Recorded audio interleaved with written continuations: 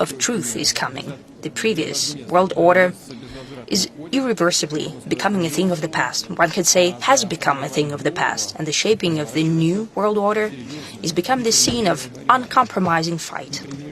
Uncompromising, first and foremost, for the reason that it's not even the battle for power or geopolitical influence. It's a clash of the very principles that would be the foundation between the relation, for the relation of the countries at the next historical stage. And its outcome will define whether all of us jointly can build a world that would allow everyone to develop and to solve the outstanding contradictions based on mutual respect of cultures and civilization without coercion and use of force. In the end, can the human society remain a society with its ethical and humanistic principles? Will a human remain a human? It seems that there is no alternative to it. But just at the first glance, unfortunately, there is an alternative to this. That is the descent of humankind into the abyss of aggressive anarchy, internal and external schisms, loss of traditional values, new forms of tyranny, essential abandonment of classic principles of democracy, basic rights and freedoms. More and more often, democracy is interpreted as the power, as a rule not of majority but of minority. They even contrast the traditional democracy and rule of people with a certain abstract freedom, and for that sake, democratic procedures, elections, majority, and the freedom of speech and media objectivity can be sacrificed. The threat is the imposal and becoming of ideologies totalitarian in their essence a norm. And that's what we see in the Western liberalism that has degenerated into, I believe, in extreme intolerance and aggression towards any alternative, towards any sovereign and independent thought. And today, it justifies neo-Nazism, terrorism, racism, and even mass genocide of civilian population. In the end, that's international conflicts and clashes that might bring about mutual destruction, because the weapons capable of doing that already exists, and it's constantly being improved. It acquires new forms as the technologies develop, and the club of the countries that possess such weapons is becoming wider, and no one can guarantee that in case of avalanche-like increase in threats and final deterioration of legal and moral norms, it would not be used. I have already said that we've come to a dangerous line, and calls of the West to deliver strategic defeat to Russia, a country with the largest arsenal of nuclear weapons, shows extreme adventurism of the Western politicians, at least some of them. Such blind faith in their own impunity and exceptionalism might turn to a global tragedy. At the same time, the previous hegemons used to ruling the world back from colonial times learn, and more often to their surprise, that no one is listening to them. The attempts to maintain the power slipping away through force only leads to overall instability and great attentions to casualties and destruction, but the result that they're trying to achieve, to maintain their absolute power, such attempts do not ensure success, because the course of history cannot be stopped. Instead of becoming aware of futility of their strive, the objective nature of changes, some of the Western elites are prepared to do everything not to allow for emergence of new international system in line with the interests of the world majority. The policy of the US and their allies in the past years is more and more prominent through the principle, if I can't have it, no one will. If you're not with us, you're against us. Well, this formula is very dangerous, because here and in many countries of the world, there is such a saying that you reap what you sow. The chaos and systemic crisis is already in full swing in those countries that are trying to conduct such a policy. The claims to being exceptional, to being liberal and globalist messiahs, to ideological and military and political monopoly, are depleting those countries more and more that are trying to conduct this policy and pushing the world towards deterioration. It comes in direct contradiction with the true interests of the nations of the US and European countries.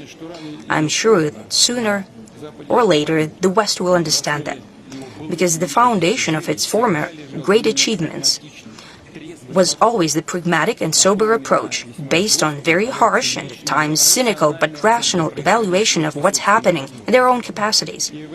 And here I'd like to highlight once again, unlike our opponents, Russia does not perceive the Western civilization as an enemy.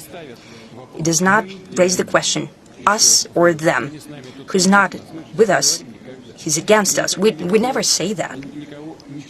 We don't want to pontificate to anyone. We don't want to impose our worldview on anyone. Our position is an open one, and it's the following.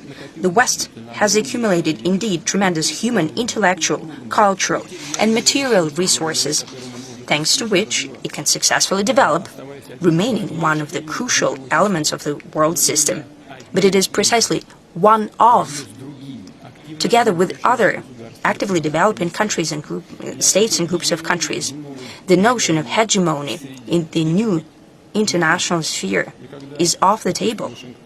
And when Washington and other Western capitals become aware of that and recognize this cold hard fact, then the process of building of the global system in line with the challenges of the future will finally enter the phase of true constructive building.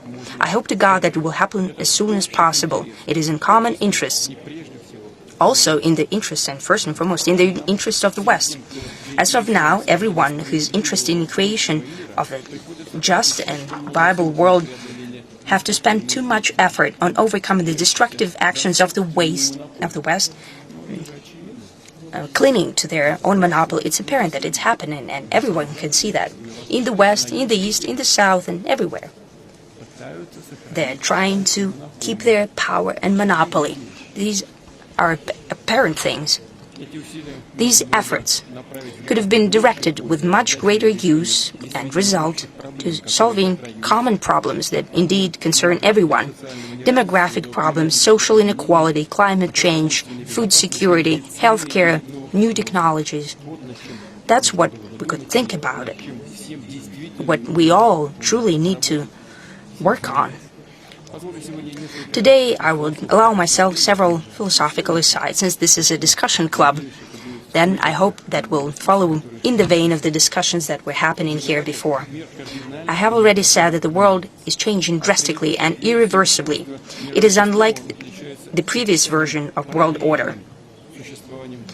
Due to the combination of parallel coexistence of two seemingly mutually exclusive phenomena, a fast, rapidly growing conflict potential and fragmentation of political, economic, and legal field on the one hand, and the maintaining close interconnectedness of the whole world space on the other hand. It can be perceived as counterintuitive, because we're used to the fact that such trends usually follow one another and substitute one another.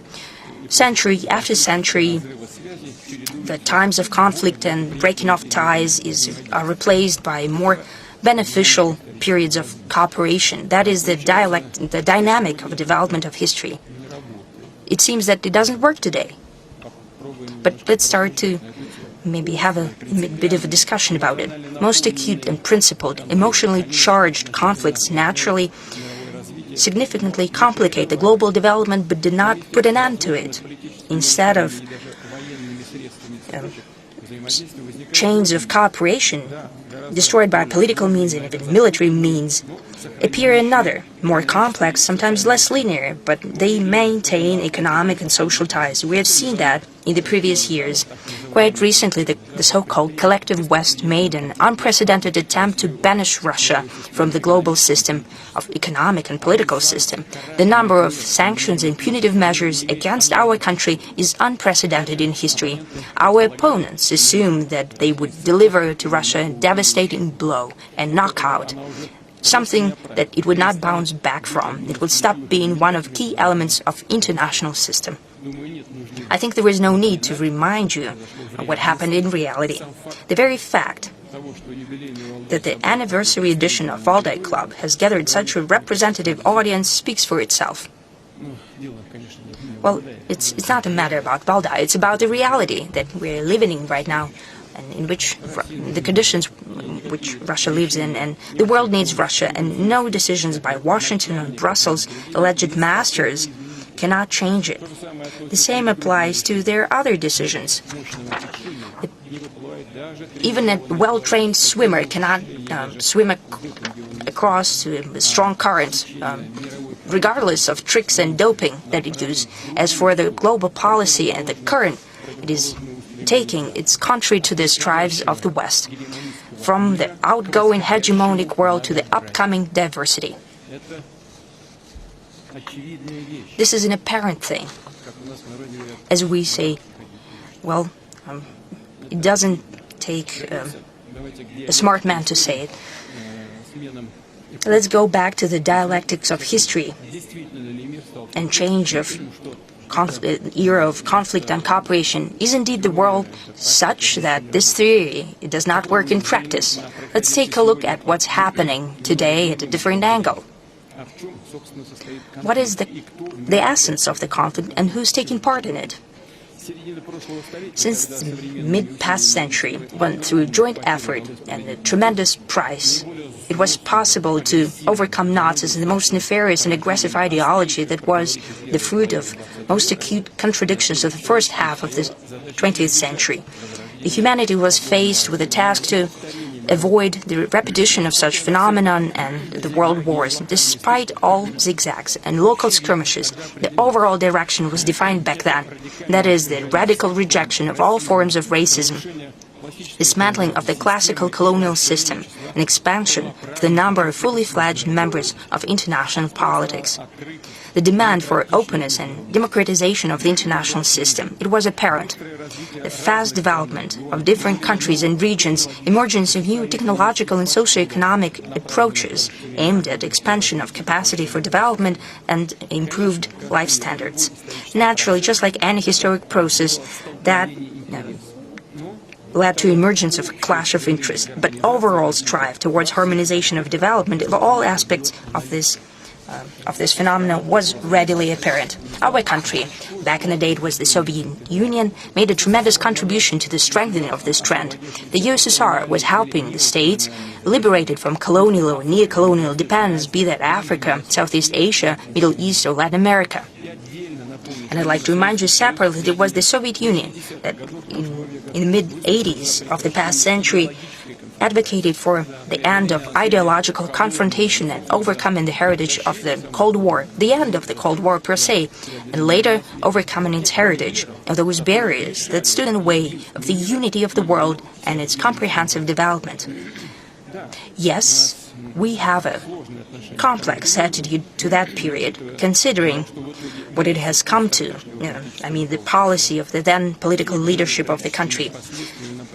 We still have to manage some of the tragic consequences of those times, but the very sentiment, I'd like to highlight the sentiment, though possibly too idealistic, coming from our leadership and our nation, at times naive, as we can see today, without doubt was dictated by the genuine desire for peace and comprehensive benefit. That is historically typical for the nature of our nation and its traditions and systems of spiritual and moral values. Why did such commitments lead to an opposite result? That's the question. Well, we know the answer. I've mentioned it many times before, this way or another, because the other side of ideological standoff perceived what was happening in history not as a chance to rebuild the world with a new, just basis and principles, but as their own triumph, as a surrender of our country to the West. And that means they perceived it as an opportunity to use the right of the victor and to establish their complete domination. I spoke about it at times. I will just give you an aside without giving the names. But at the end of the 90s, one of the political figures of the U.S. said back at the time, now we'll treat Russia not as a defeated opponent, but as a blunt instrument in our hands. That was their idea, their notion. They didn't have the the width of vision or overall manners. They didn't understand what was happening. They didn't understand Russia. The way the West falsely and to their own benefit interpreted what it believed to be the outcome of the Cold War, the way it started to retailor the world for itself, its brazen and unchecked geopolitical greed. These are the true reasons for conflicts of our historical era, starting with the tragedy of Yugoslavia, Iraq, Libya, today of Ukraine and the Middle East. Some of the Western elites believed that the monopoly that emerged, their monopoly, the moment of unipolarity in ideological, economic, political, and even, to a certain extent, military and strategic sense, is the actual point of destination, the end of it. Stop for a moment, and it is beautiful. As they conceitedly said back then, it was the end of history. It is unnecessary to explain in this audience how myopic and false this notion was. The history did not come to an end. On the contrary, it entered a new phase. It's not about the fact that some nefarious enemies, competitors, saboteurs stood in the way of the West in establishing their system of global power. Let's speak frankly. After the USSR disappeared and the model of Soviet socialist alternative disappeared as well, many in the world first believed that the monopoly system is here to stay, almost forever, and they just need to adjust to it. But it started to crumble on its own under the weight of ambition and avarice of the Western elites. And when they saw that even within that system that they have tailored to their own needs after the Second World War, naturally, we have to admit it, the victors created the Yalta system for their own needs, and after the Cold War, the alleged victors in the Cold War started to tailor the world for themselves, adjusting the Yalta system. That's the issue. The system that they created by their own hand is now successfully being used by others. There are now new leaders within that system. Naturally, they started to correct and tweak the system that they have created for their own good, and they started to violate the very rules that they spoke about yesterday. They started to change the rules set by themselves. So what kind of conflict do we see today? I am convinced that it's not the conflict of everyone against everyone, caused by the violation of certain rules that we have been quite often told about from the West. Not at all. We see the conflict between the overwhelming population of the planet that wants to live and develop in an interconnected world of tremendous number of opportunities, and the global minority concerned by one thing, as I have already said, maintaining their domination. And to that end, it's prepared to destroy the achievements that became the result of long-term development towards a comprehensive global system. But nothing will come of it, as we can see. Nothing doing. At the same time, the West itself is hypocritically trying to convince all of us that what's at stake is everything that humanity achieved after the Second World War. Nothing of the sort. I've just said it. Both Russia and an overwhelming majority of the countries are indeed trying to strengthen the spirit of international progress and strive towards sustainable peace that was the core of development since the mid-past century. At stake is a very different thing, the monopoly of the West that emerged after the dismantling of the Soviet Union, that was acquired for a time during the end of the 20th century. Yet again, I like to highlight, and everyone present here understand that any monopoly, as we know from history, comes to an end sooner or later. There could be no illusions here. A monopoly is a bad thing, even for the monopolists themselves. The policy of the elites of the collective West, of a powerful but rather a limited club, as for the number of participants, is not looking forward, not aimed towards constructive building, but it's looking backwards, trying to maintain advantage. Any sports fan, not even talking about professionals in sports, in hockey, in all types of martial arts, they know that trying to simply maintain the advantage is always a losing game. Going back to the dialectics of history, we can say that parallel existence of conflict potential and the strive towards harmony is naturally unsustainable. The contradiction of the era, sooner or later, will come to a head through a synthesis and a transition to inequality. When we enter this new phase of development, building of new global architecture, it's important for all of us not to repeat the mistakes of the end of the past century.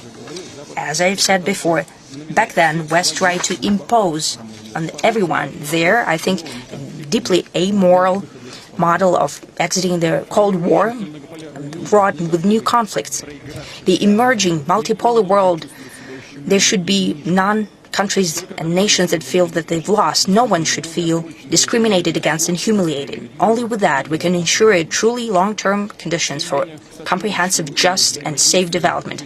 The strive towards cooperation and interaction is now, without doubt, gaining the upper hand, overcoming most acute situations. We can boldly say that it is indeed the international mainstream and the course of events. Naturally, being at ground zero of tectonic shifts caused by sea changes in the global system, it's hard to forecast the future. But as we know, the general direction of change from hegemony to a complex world of multilateral cooperation, we can try to draw certain outlines of the future. Speaking at the Valdai Forum last year, I have spoken about 6 principles that we believe should be the foundation for relations at the new historical stage. The events and the time that has passed since then, I believe, only confirmed that the proposed notions were both justified and well-founded, and I will try to build on them. Number 1. Openness towards cooperation is a crucial value for an overwhelming majority of countries and nations. Attempts to build artificial barriers are vicious not only through the fact that they stand in the way of normal and beneficial economic development for everyone. Disconnection of ties is especially dangerous during natural disasters and social and political shocks, which is unfortunately the way of life. The situations are unacceptable, like the situation that happened after the catastrophic earthquake in Asia Minor. For purely political reasons, aid was blocked towards the nation of Syria. Some of its regions were tremendously affected by the natural phenomenon.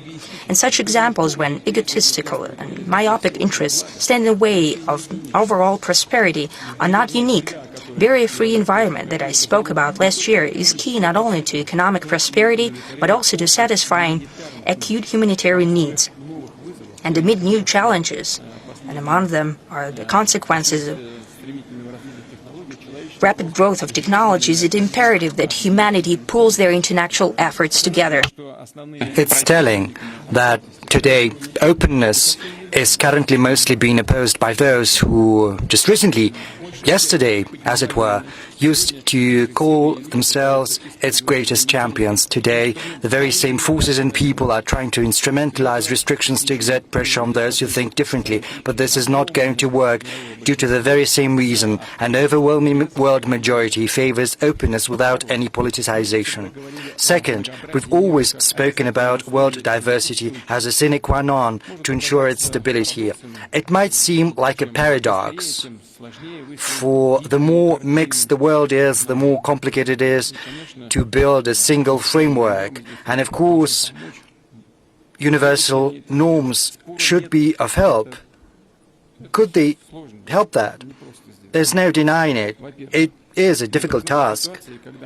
But first, it shouldn't come to a point when a model of a single country or a relatively small part of humanity is taken as something universal and imposed on all the rest. Secondly, no conventional, albeit quite democratically developed code cannot be perceived and prescribed as a directive and irrefutable truth once and for all, because the international community is a living organism whose worth and uniqueness consist in its civilizational diversity, whereas the international law is an outcome of agreements among peoples rather than countries, because legal consciousness is an indispensable and unique part of each culture and each civilization. The crisis of the international law that is being spoken about in a sense, is growing pains, because the fact that peoples and cultures that, due to different reasons in the past,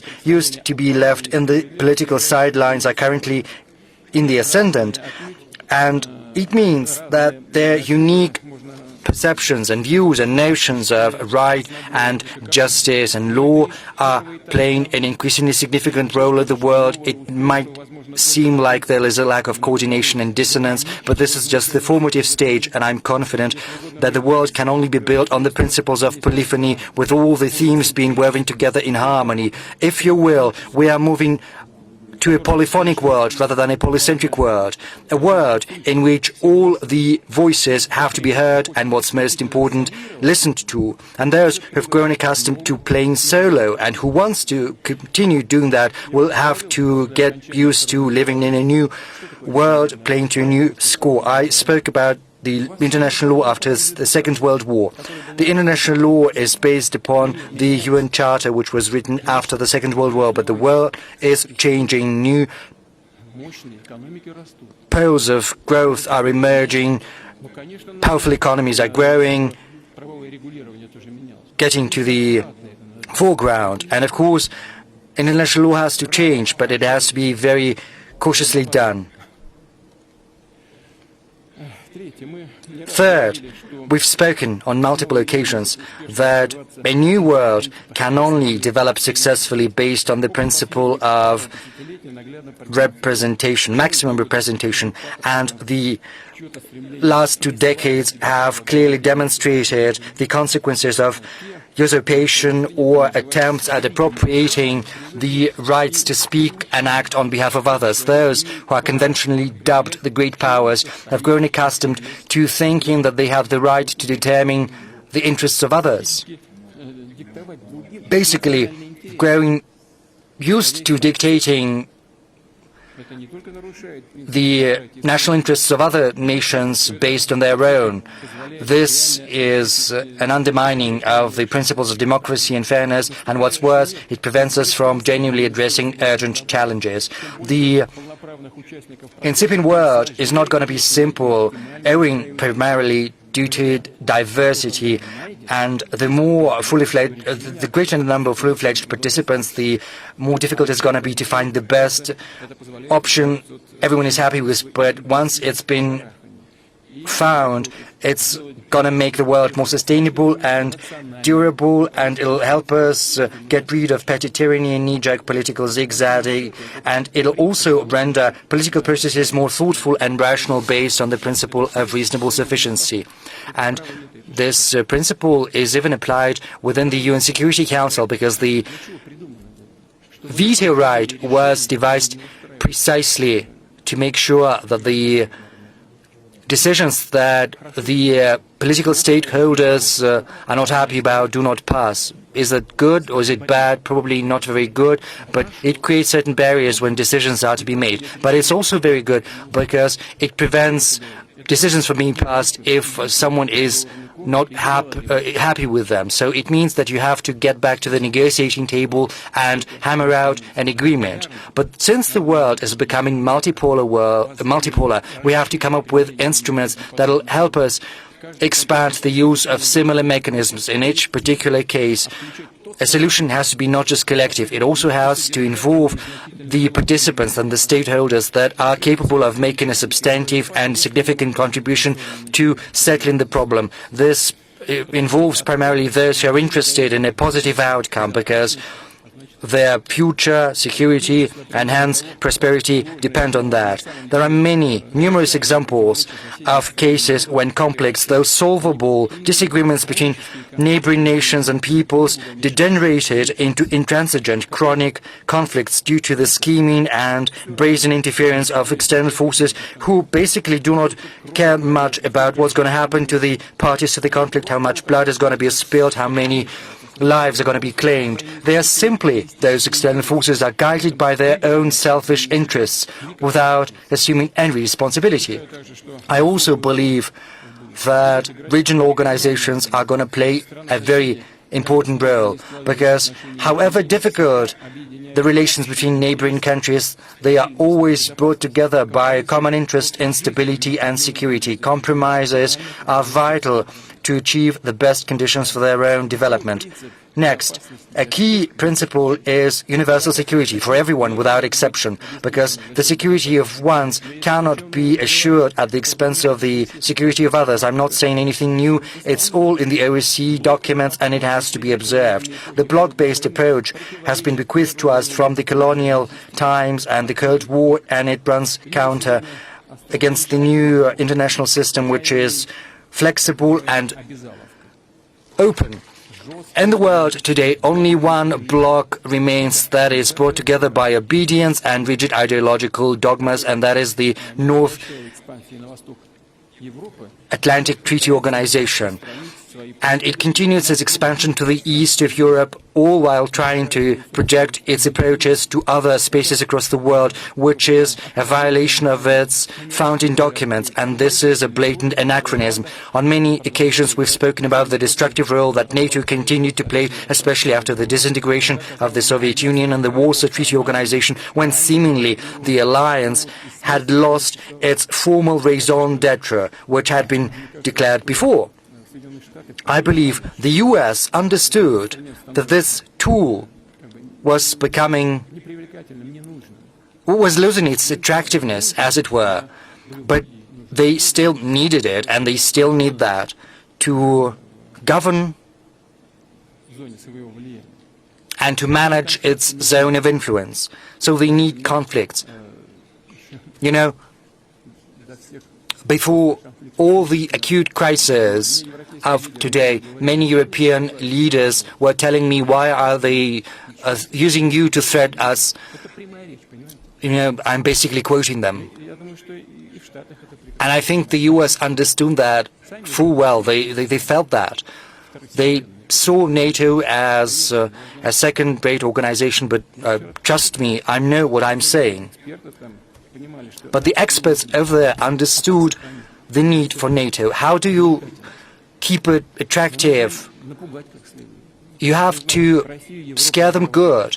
You have to sow discord between Europe and Russia, especially between Russia and Germany and France, and hence the coup d'etat in Ukraine and the hostilities in the east, in Donbass. They basically force us to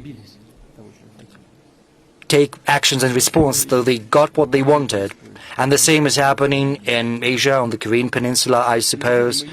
In practice, we see that the world minority is trying to preserve and reinforce its military bloc, thereby trying to preserve its power. But even within this bloc itself, there is a noticeable understanding that the strict diktat of the big brother in no ways does nothing to facilitate addressing the tasks at hand. And it also is in stark contrast to the aspirations of other countries of the world, because cooperating when it's beneficial, building partnership with anyone who is interested, that is the evident priority of most countries on our planet. It's evident that military, political and ideological blocs are yet another type of hurdles built in the way of the natural development of the nascent international system. I would also like to point out that the very notion of a zero-sum game, when only one party stands to win, whereas everyone else stands to lose, has been born out of the Western political thought. And under the Western dominance, this approach was imposed on everyone under the pretext of its universality. But under no circumstances is that the case.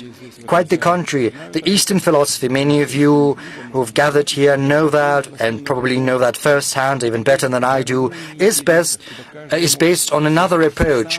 And this approach is searching for a harmony of interests, when everyone wants to achieve what's most important to them, but not to the detriment of the other party. I win, but you stand to win as well. And Russians, we as well in Russia, all the peoples of Russia historically, when that was possible, assumed that it's not the most important thing, trying to push through your opinion by any means possible. Rather, they were trying to convince and get them interested in a fair partnership and equal cooperation, whereas our history and the history of our diplomacy have demonstrated on many occasions the worth of honor, nobility, peace-building and generosity. Suffice it to remember Russia's role in rearranging the European order after the Napoleonic Wars. In many views, it's seen as trying to keep monarchies in power, but I'm not talking about the specifics, I'm talking about the general trends. And the prototype of a new free, non-bloc, bloc-free type of cooperation between nations and peoples, that is precisely the association built within BRICS.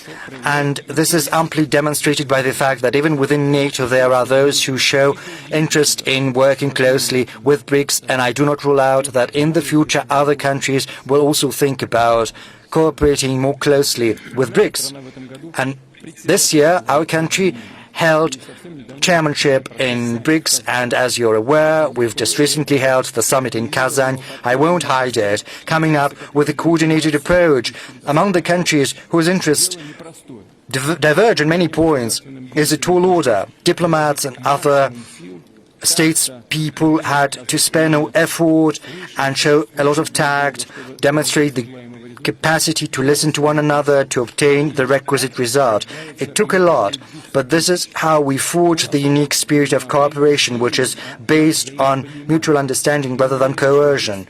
And we are confident that BRICS sets a very good example for everyone as a beacon of constructive cooperation in a new international landscape. I would also like to add that within BRICS, there are meetings of entrepreneurs, scholars, intellectuals of our countries. This can serve as a platform for a profound philosophical, fundamental perception and analysis of the current processes of the world developing, with due regard for the characteristics of each and every civilization with their culture, history, identity and tradition. The spirit of respect and due regard for the interests of one another. This is precisely the basis of the future system of Eurasian security, which is beginning to take shape across our vast continent.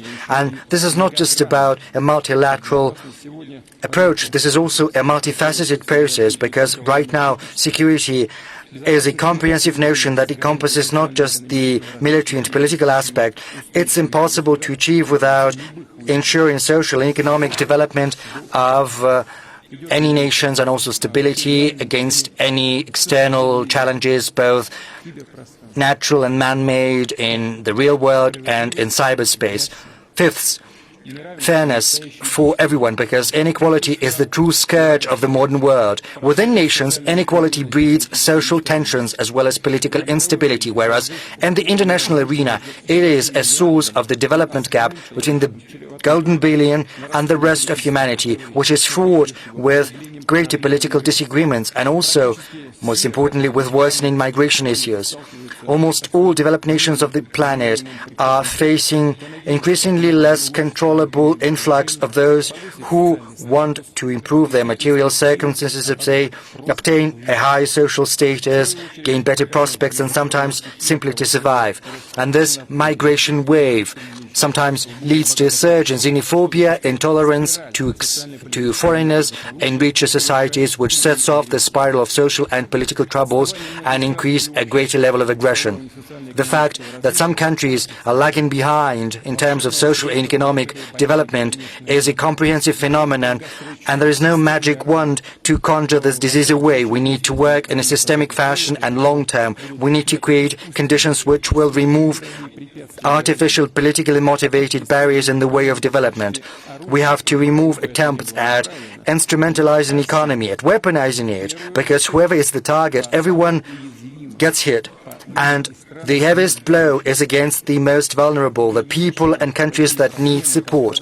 We are confident that such issues as food security, energy security, access to healthcare and education, and finally, orderly and free movement of people have to be secured against being held hostage to conflicts and controversies, because these are basic human rights.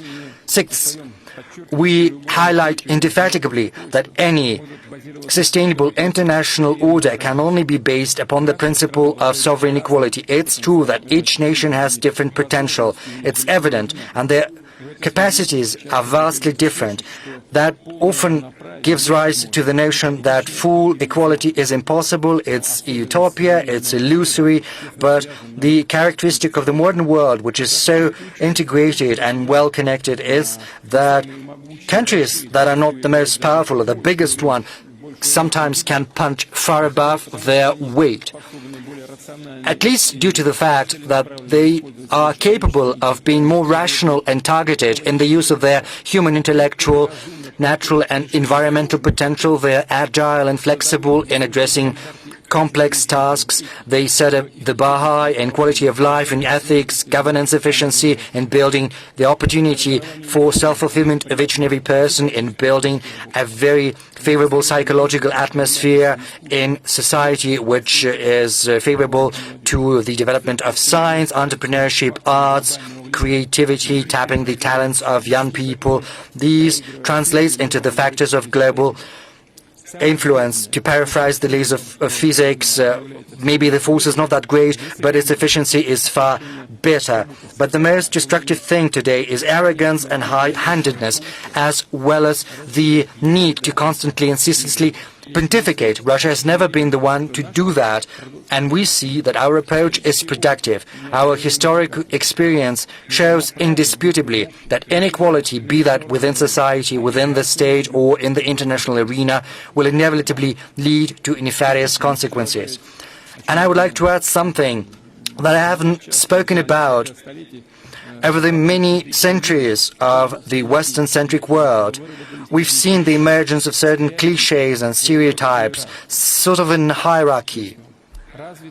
Allegedly, there is the developed world, progressive humanity, a certain universal civilization that everyone is supposed to aspire to, whereas there are also backward, uncivilized peoples, basically barbarians, and their only mission is to listen unquestioningly to what they're being told and to act at the behest of those who allegedly stand higher than they do on this civilizational ladder. Obviously, this is a cover for a brazen colonial approach aimed at exploiting the world majority. But the thing is, this is a basically racist ideology that has taken root in the consciousness of many people. And this is also a very serious mental hurdle in the way of universal harmonious development. The world today abhors haughtiness, but it doesn't tolerate deafness towards the uniqueness of others. In order to build normal relations, you've got to listen to your interlocutor, you have to understand their logic and cultural background, rather than trying to project on them what you think about them, your own notions. Otherwise, your communication is going to be a dialogue of the deaf, labeling and also exchange of stereotypes. You know, we know about unique cultures of different nations. On the surface, everything looks decent, you know, music, the folklore. They've been elevated, but essentially, the economic and security policy remains the same. Neo-colonial in its essence. Just look at how it works, because the Western economies are blocking everything, trying to pursue their own interests. I refer to the WTO example. They're trying to preserve their dominance for decades and centuries. We have to remember that everyone is equal in that everyone is entitled to their vision, no better or no worse than other visions. It's just theirs, and this is the basis for mutual understanding of our interests, as well as respect, empathy, ability to commiserate, to listen to the arguments and points of views of others, and not just to listen but also to build your policies based on that, because listening to others does not imply simply agreeing with everything and accepting everything. This is about recognizing the right of your interlocutor to have their own worldview. This is basically the first step in the quest for a harmony in your worldviews, because we have to learn to see diversity and differences as something precious and a source of opportunities rather than conflicts. And this is also about the dialectics of history. We understand, you and I, that the era of drastic transformations will lead to inevitable clashes of interests and shocks. Everyone is going to get to readjust to one another, and probably this interconnectedness of the world, rather than assuage differences, will exacerbate them, making them more jumbled, and the quest for a solution more difficult. Because over the many centuries of its history, humanity has grown accustomed to viewing the use of force as the last resort for resolving differences. Whoever is more powerful is right. Yes, sometimes this principle does work, and it does happen, and a lot. Countries are forced to fend for their interests with up in arms, using all means at their disposal. But the world of today is becoming increasingly complex. And sometimes using force to address one problem will breed another problems which are going to be even more grave. And we understand that our country has never been the one to initiate the use of force. We only are forced to do that when it becomes clear that our opponent is acting aggressively and is not willing to listen to any type of argument. And whenever necessary, we will take any measure we need to and have to do to protect Russia and our citizens, and we will always achieve our goals. The world is absolutely non-linear and inherently heterogeneous. We've always understood that. You know, I was not going to take the trip down memory lane, but I remember very well back in 1999 when I stood at the helm of the government and then I went on to become the head of state. You know, there was something we were facing back then. I think the Russian citizens and the experts who are present here remember that very well as well. We remember the forces behind the terrorists in the Northern Caucasus. We know where from and in what size they were getting money and weapons, moral, political and ideological support. You know, sometimes it's laughable, but also very sad to remember those developments because, you know, Al-Qaeda, it's bad, but when it's fighting against you, then it's all right. And all of that breeds conflict. Back then, we fixed a goal for ourselves to use all the time we have to spare no effort to preserve our country. And it served the interests of all the peoples of Russia, despite the dire economic straits after the 1998 crisis and the armed forces falling into disrepair. We've managed to rise together and repel the attack of the terrorists and went on to rout them. Why did I choose to remind you of that? Because right now there are those who once again come up with the notion that the world without Russia is going to be better off. And they wanted to destroy what was left after the disintegration of the Soviet Union, and right now there are those who think that the world is going to be more obedient, is going to be easier to control without Russia. But on multiple occasions, Russia stopped those who sought world domination, whoever that was. And we're going to do that. And the world is not going to be better. And those who do not understand that they have to realize that it's only be more difficult. And our opponents are still coming up with new instruments to get rid of us. Right now, they're trying to instrumentalize Ukraine and Ukrainians as such a tool. They are cynically training Ukrainians against Russians, basically turning Ukrainians into cannon fodder. And all of that is accompanied by conversations about a European choice.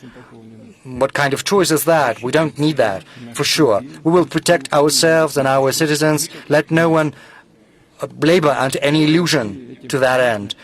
But of course,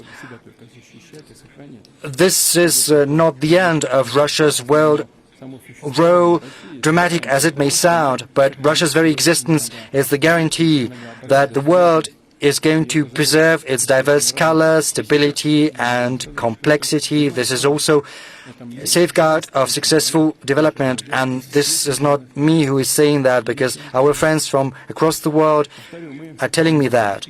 I'm simply repeating them. I would like to reiterate that we're not trying to impose anything on anyone. We're not going to do that.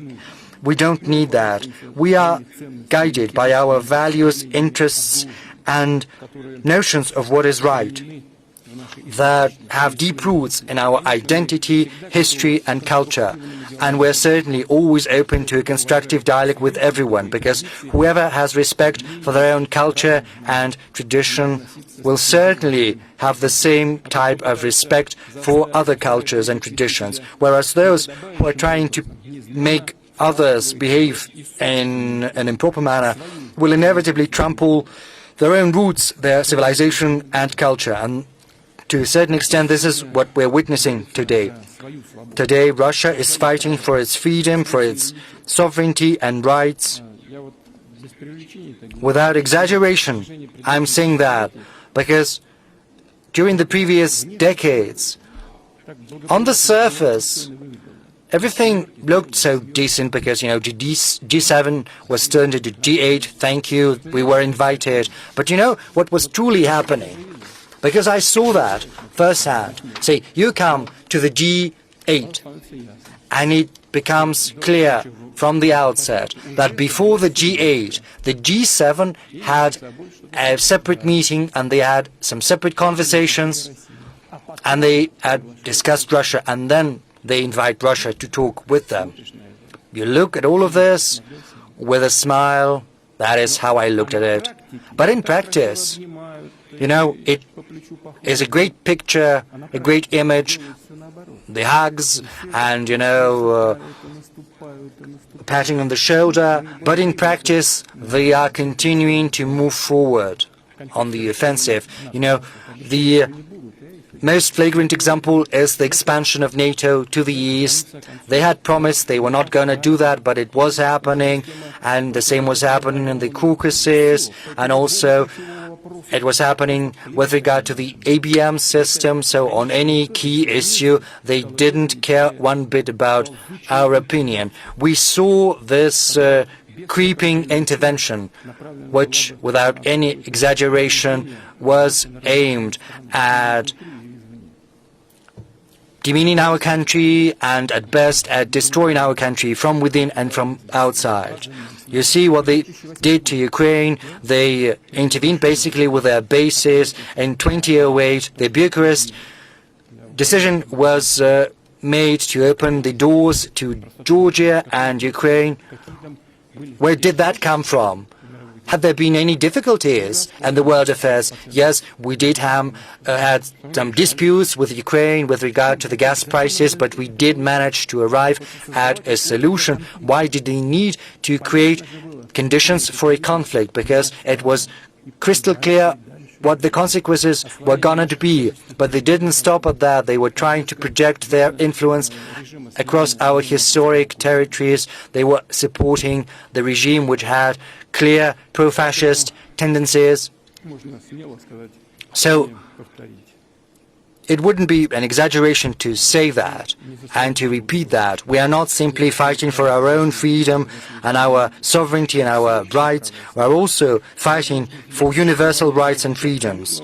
We are fighting for the chance for every country to develop on the basis of sovereign equality, and this is the mission of our country, and everyone needs to understand there's no use trying to exert pressure on us.